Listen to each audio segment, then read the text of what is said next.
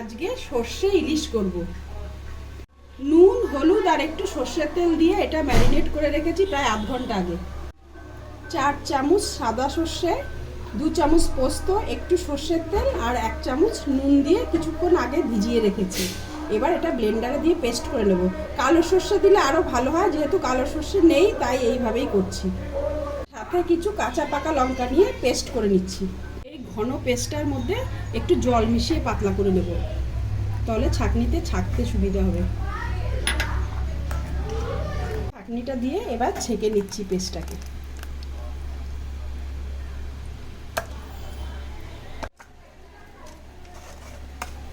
এইভাবে চেপে চেপে নেওয়ার পরে উপরে একটা সর্ষের খোসা রয়ে গেছে আর নিচে একটা স্মুথ পেস্ট তৈরি হয়েছে।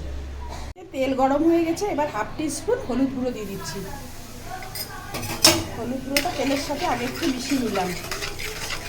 পেস্ট করে রাখা সর্ষে, পোস্ত আর কাঁচা লঙ্কাটা দিয়ে দিচ্ছি।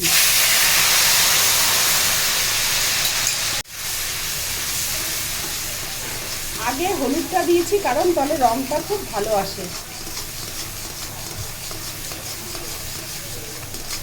গ্রেভিটা ফুটে উঠেছে, এবার হাফ টিস্পুন নুন দিয়ে দিলাম। নুনটাকে একটু ভালো করে মিশিয়ে নিলাম। ফুটন্ত গ্রেভিতে কাঁচা ম্যারিনেট করা ইলিশ মাছটা দিয়ে দিচ্ছি।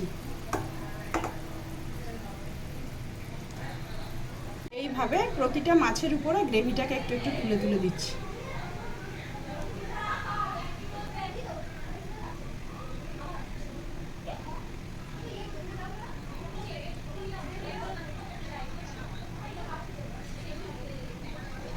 দিয়ে 5 মিনিট মতো রাখলাম। ঢাকাটা তুলে দিলাম।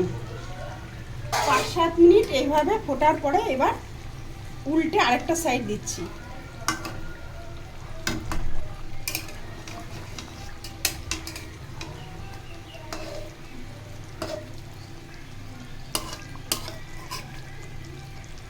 প্রত্যেকটা মাছকে এইভাবে উল্টে দেব।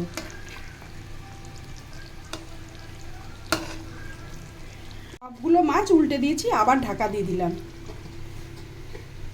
ঢাকাটা তুলে দিলাম। ওই একইভাবে ওই সাইডটাও 5-7 মিনিট ওইভাবে ফুটিয়ে নিয়েছি গ্রেভির সাথে।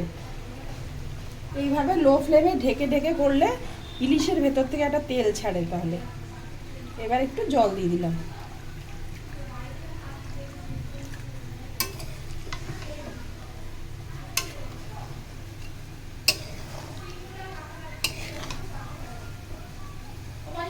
ওর থেকে 4টে কাঁচা লঙ্কা দিয়ে দিলাম।